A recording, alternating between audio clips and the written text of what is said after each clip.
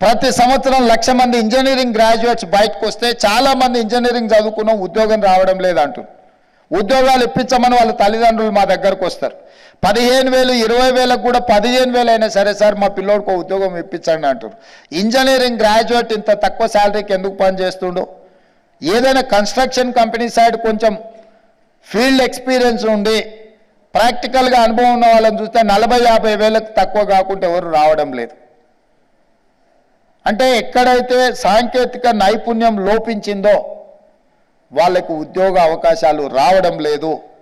అందుకే వాళ్ళందరికీ కూడా స్కిల్ అప్గ్రేడ్ చేసి వాళ్ళకి శిక్షణ ఇవ్వడం ద్వారా పరిశ్రమలకు సాంకేతిక నైపుణ్యం ఉన్న నిరుద్యోగ యువకులను అందుబాటులోకి తీసుకొస్తే పరిశ్రమలు బలపడతాయి, పరిశ్రమలలో ఉత్పత్తి పెరుగుతుంది, తెలంగాణ రాష్ట్ర ఆర్థిక విధానము పెరుగుతుంది అని మా ప్రభుత్వం బలంగా విశ్వసించడం వల్ల ఈరోజు ఆ విధానాన్ని కూడా తీసుకొని ముందుకు వచ్చినాం.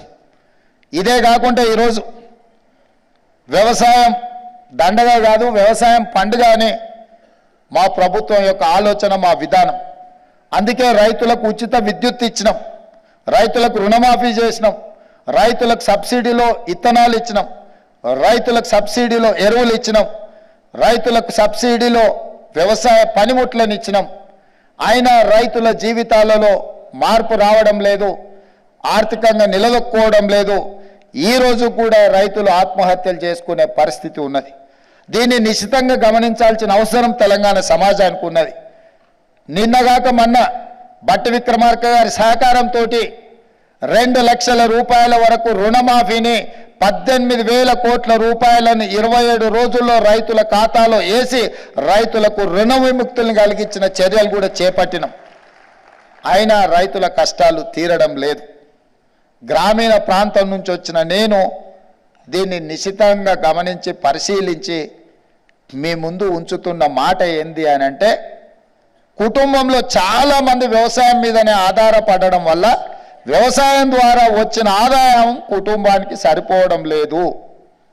ఒక కుటుంబంలో 10 మంది ఉంటే 10లో 8 మంది వాళ్ళకున్న 5 ఎకరాల భూమి మీద వ్యవసాయం మీదనే ఆధారపడడం వల్ల 5 ఎకరాలలో పండించిన పంట కుటుంబంలో ఉండే 8 మందికి ఖర్చులకు, అవసరాలకు, ఆర్థిక ఎదుగుదలకు ఉపయోగపడడం లేదు. అందుకే ఈరోజు తెలంగాణ రైతాంగానికి నా సూచన, నా విజ్ఞప్తి, కుటుంబం వ్యవసాయం వదలొద్దు. Agriculture is our culture. ఈ అగ్రికల్చర్లో మన కుటుంబం అంతా కూరుకపోతే మనం అప్పుల్లోనే ఉంటాము. అందుకే కుటుంబంలో 2 3 వ్యవసాయం చేస్తే మిగతా వాళ్ళు వ్యవసాయం నుంచి బయటకు వచ్చి ఉద్యోగ ఉపాధి అవకాశాలలో రాణించాలి, వ్యాపారాలలో ఎదగాలి. అప్పుడే మన కుటుంబాలు ఆర్థికంగా ఎదుగుతాయి. చాలామంది ఈరోజు కృష్ణా, గుంటూరు జిల్లాల నుంచి మొదలు పెడితే నిజామాబాద్, ఖమ్మం లాంటి జిల్లాలలో ఉన్న రైతుల కుటుంబాలు ఒకప్పుడు గొప్ప వ్యవసాయదారులుగా ఉన్న వాళ్ళు కూడా వాళ్ళ పిల్లలను ఐటీ సైడ్ చదివించడం వల్ల, వాళ్ళు ఐటీ నిపుణులుగా అమెరికాలకు, ఇతర దేశాలకు వెళ్ళడం వల్ల ఆ కుటుంబాలు ఆర్థికంగా ఎంతో ఎదిగినాయి. ఆ కుటుంబాలు అదే వ్యవసాయం మీద ఆధారపడి ఉంటే వాళ్ళకు ఆర్థిక ఎదుగుదల రాకపోతుండే. ఇవాళ మన రాష్ట్రంలో అత్యధికంగా ఆదాయం పెరగడానికి, భూముల విలువలు పెరగడానికి బలమైన కారణము మన యువత సిలికాన్ వ్యాలీని కూడా శాసించేంత స్థాయికి ఐటీ రంగాలలో, ఫార్మా రంగాలలో రాణించడం వల్ల ఆ సంపాదనతో ఈరోజు భూముల మీద పెట్టుబడులు పెట్టినరు. ఒకప్పుడు కృష్ణా, గుంటూరులో 1 ఎకరం అమ్మితే తెలంగాణలో 10 ఎకరాలు కొనే పరిస్థితి ఉండే. ఇవాళ తెలంగాణలో 1 ఎకరం అమ్మితే కృష్ణా, గుంటూరులో 100 ఎకరాలు కొనుక్కునే పరిస్థితి వచ్చింది.